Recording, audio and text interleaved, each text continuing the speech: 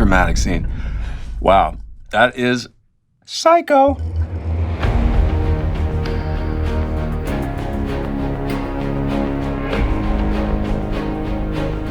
Hey, what's going on, everybody? For First We Feast, I'm Sean Evans, and you're watching Hot Ones. It's the show with hot questions and even hotter wings. And today we're joined by Kevin Bacon.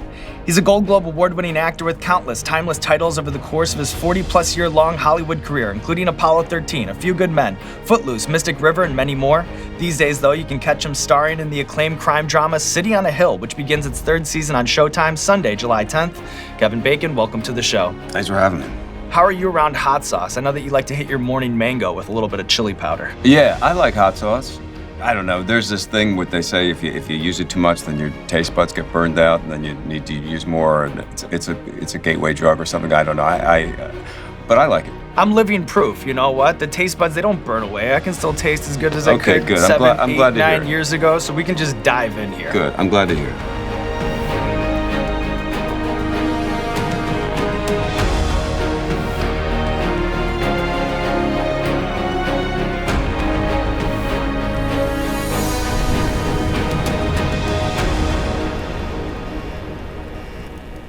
At the handle.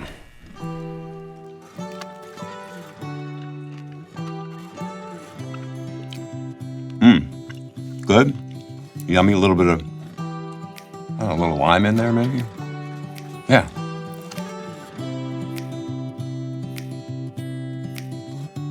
I like it. So in the gritty Boston-based crime drama City on a Hill, you play the often seedy, always swaggering FBI agent Jackie Rohr. And I've heard you describe the show as being like Shakespeare with a lot of fucks. Can you unpackage that? I love it as a tagline. Well, you know, when I first read the script, what I really found interesting about the character was obviously a man of the street. At the same time, he's like incredibly well-read and incredibly verbose. You know, sometimes I do parts where I like to kind of lean into saying a lot with a very little. And then every once in a while, something comes along where the guy can't shut the fuck up. And it's just really fun to just kind of lean into that. And they always write me good stuff to say.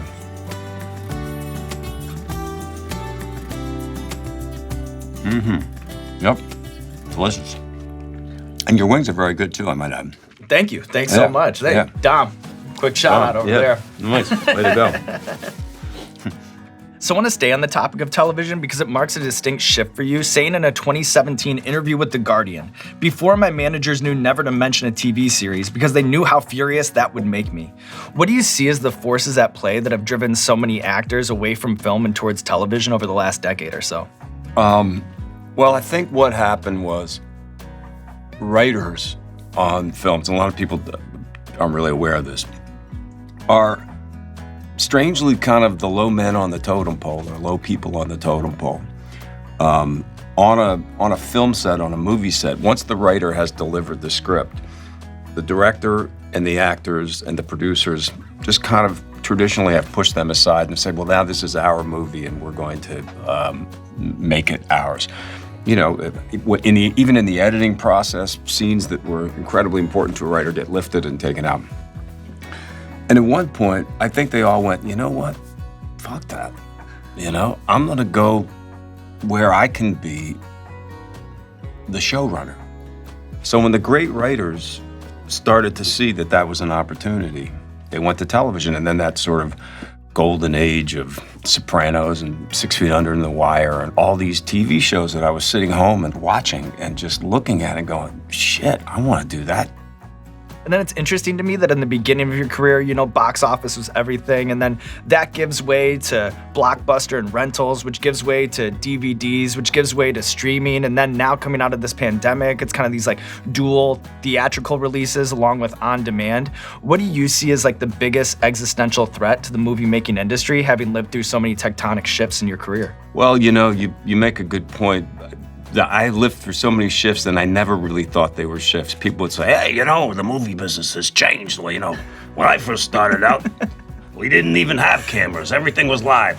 You know, we live in a world of increasingly haves and have-nots, and that seems to have reflected its way into the movie business where, You put $200 million movies in the theaters, but the movies that I'm gonna be in, are gonna have a harder time finding a theatrical kind of release. But I'm gonna hold on to the dream that people will never stop wanting to, buy some shitty popcorn and sit there and experience that with strangers. Okay. Well, Hakan. That's getting spicy. That's only the third one? Shit. Okay.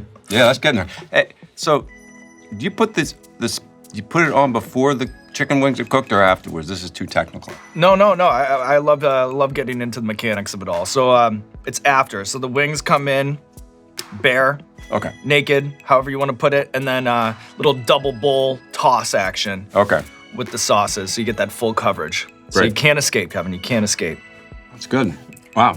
Hot. Is it true that while preparing for your role in Footloose, that you actually attended a real-life, actual high school as a transfer student under the assumed identity Ren McCormick? Yeah, this is the world's dumbest ride-along. I mean, I wanted to see what the experience would be of an urban kid, as a kid was in Footloose, moving into a rural environment. Very, very different culturally.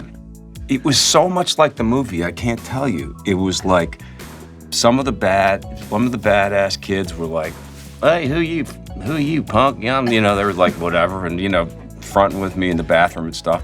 And then there was like this big kind of dude, corn-fed dude who was, took me under his wing. He was like, "Hey, y'all back off. I got it. He's okay." And the girls, when I walked down the hall, were giggling, and like, I had thought if the character walked into the school on the first day, that he would be, come on, bring it. And it was the complete opposite. When I walked into that school, I was like, oh, shit. So it actually did inform the performers in a way that was pretty specific, And then when the crew showed up, I was like, thank God you guys are here. Let's go to the bar. Airlift me out of here. Yeah.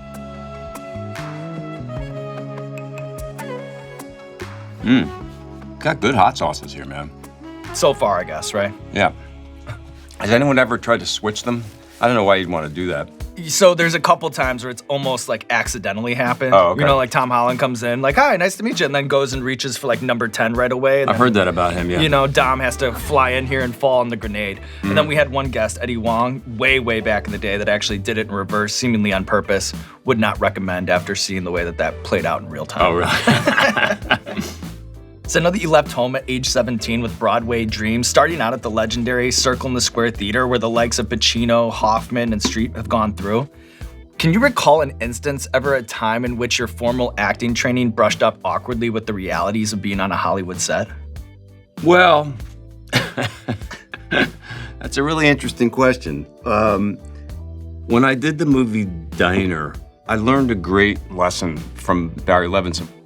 Being young and also really coming from the stage, I tended to be kind of bigger, and tended to want to put it out into the back row, whatever it was that I was feeling. And he was like, don't play it so much. You can just, less than, it's, and so I did less, and he would have me do less again. And that was a great sort of lesson to me. Also, you can't necessarily judge a part based on the amount of lines that you have. If you listen to people and you have a good sense of who your guy is, you can make an impact. You can make your presence known without just a bunch of this.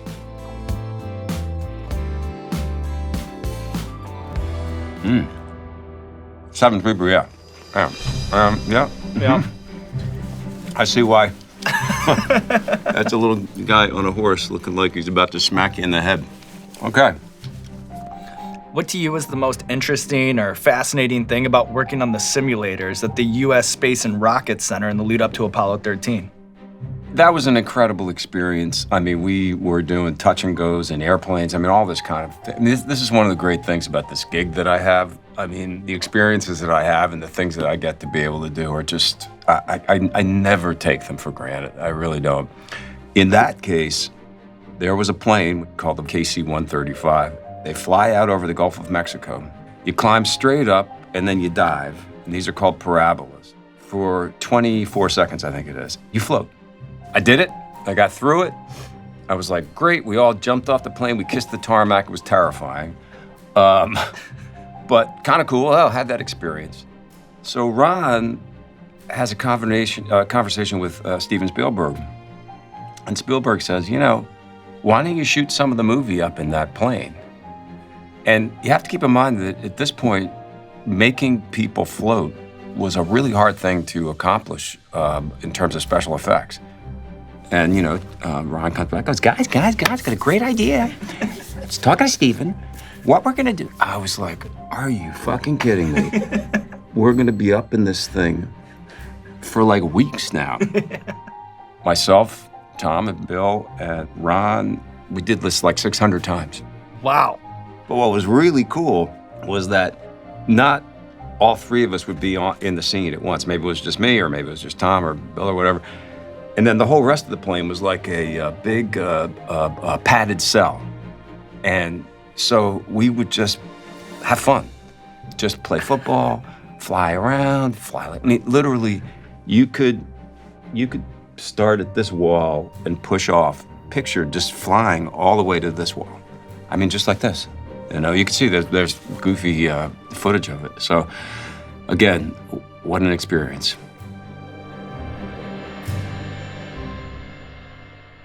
Going in.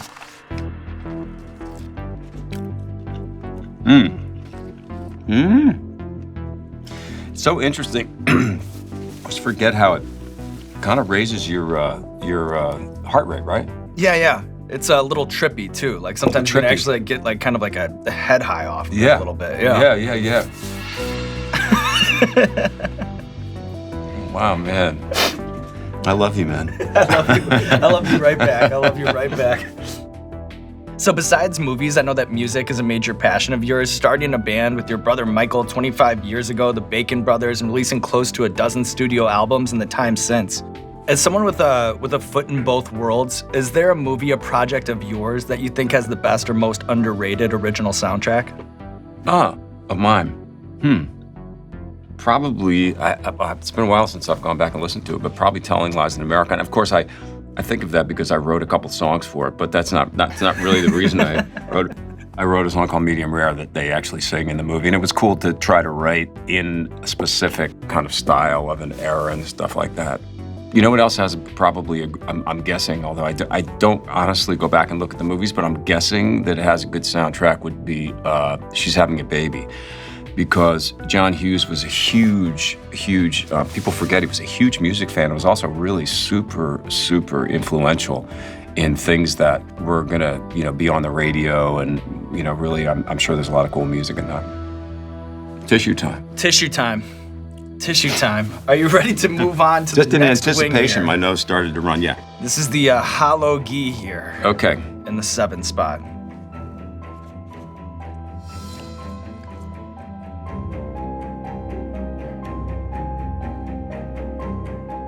Now that, whoa. Yeah. That doesn't even, what's amazing is that they haven't highlighted all of those peppers. That they've only highlighted 4 out of 5. I think that's false advertising. Because that shit's hot. Very hot. Yeah. Very hot here in the 7 spot. Awesome. I'm really enjoying this. You're having a good time? I am. Did you have a biggest customer pet peeve when you were going by Wooner and waiting tables at the Allstate Cafe? My biggest customer pet peeve. Man, your research is deep, bro. Wooner. That is. I got some friends that are gonna shit when they hear that you figured that out. My biggest pet peeve would be splitting dishes. It was an interesting restaurant that I worked at. It's on 72nd Street up here because service was not really the deal. I mean, I was by far the most agreeable person that worked there. The bartenders, the waitresses, it was none of this, what can I get you, sir? No, it was nothing like that. So, you know, it was not, you know, Le Cirque.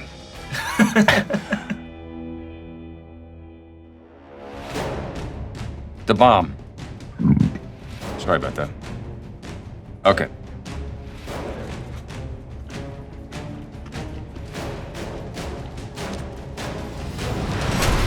Oh my God.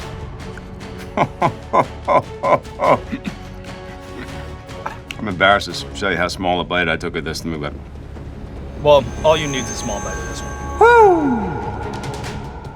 Wow, that's hot. Wow. It's insane. It's beyond insane. Beyond insanity. You'd have to put it on with like a pin. Wow. Oh my gosh, that's hot. Very hot. Very hot. Wow. Also, good though. Delicious. God. Love it. Besides the time that you did your screen test with 104-degree fever for Diner, what immediately comes to mind when you think of harrowing audition experiences?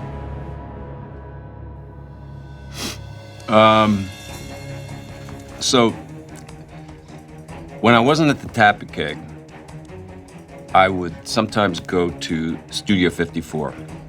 I would go alone because I loved to dance. I learned pretty quickly that it wasn't a place to pick up girls because I didn't have enough money or enough coke. And there's a guy named Mark who had blonde hair. It was Mark and Steve Rubel, and he was in charge of picking who was going to be able to come through the red rope. Oh, he was like, yeah, in charge of the velvet over there. Right, he was the guy. And everyone's screaming, Mark, Mark 2, Mark 2, Mark 3, Mark. And it was complete insanity. And I noticed him going like this and looking over and then going. And I thought to myself, he's looking at their shoes. And so I started to look at the shoes that people would wear. And then when I went out and got a pair of those shoes. And I got in. So then the 70s ends, and they decided to do a show called Got to Go Disco, which is a Broadway show. There was a song called I Love the Nightlife. I love the nightlife, I like the boogie on the disco round, yeah. So I come in with the sheet music, and I hand it to the piano player, and he starts to play it. It never occurred to me that the sheet music might not be in the key of the record. It was a disaster. It was way out of my range. And the weirdest thing was I don't think I ever had a musical audition before. But it was a room full of probably, I don't know, 20 people, 30 people, all investors, and sitting right in the middle was this guy, Mark. And all I could think was, Mark 1, Mark 1. He was one of the producers. And to say that I didn't get that part would be the understatement. I just completely shit the bed. Well, it sounded good when you just sang it just now. Not and then really. you did it under the pressure of 8 hot sauces so far. I don't think these hot sauces are really great for the old vocal cords, are they? So impressive under the circumstances. Are Okay. you ready to move on here to number 9? Interesting title for number 9. The Psycho Sauce. Yeah, Starting to see why you might put that at the end there.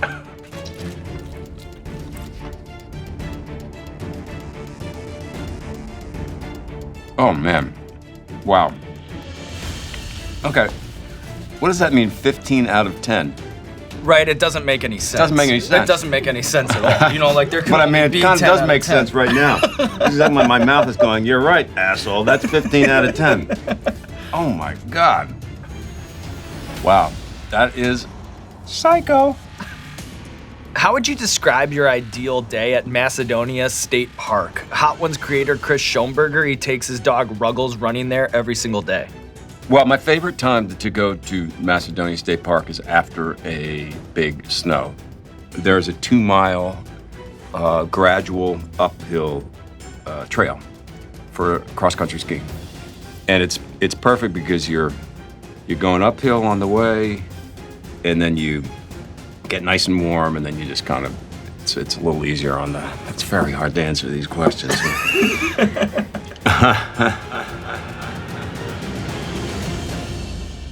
You're kidding. You want me to put the, oh man. You don't have to if you don't want to. Listen, you're too nice.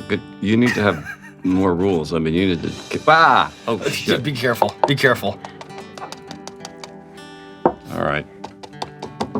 Do you find that men and women react differently? Of course they react differently, but is there a sort of an element that comes up with guys who are like, it's like a... We've never had a woman tap out on the show ever. Oh, that's amazing. Yeah.